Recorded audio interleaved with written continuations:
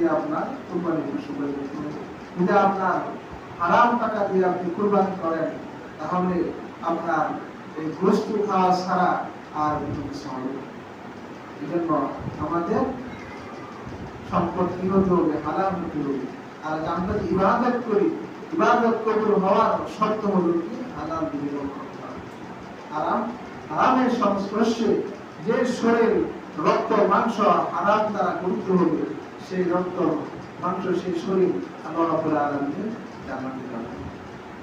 কাজে আমরা যারা কুরবানি করব নিয়ত করেছি, যদি আমাদের ঋণ থাকে আমরা ঋণ দিয়ে দিব, যে ঋণ অবস্থায় আপনার কুরবানি ঠিক হবে না। আপনার কাছে কেন পায়ের চলে সেটা আগে আপনার পরিশোধ করা, এটা আপনার সেটা পরিশোধ করতে হবে না। আর আমরা যারা শরীর দিতে পারি 5 জন দিতে পারে, 3 জন দিতে পারে, সর্বোচ্চ 7 জন দিতে পারে। আমরা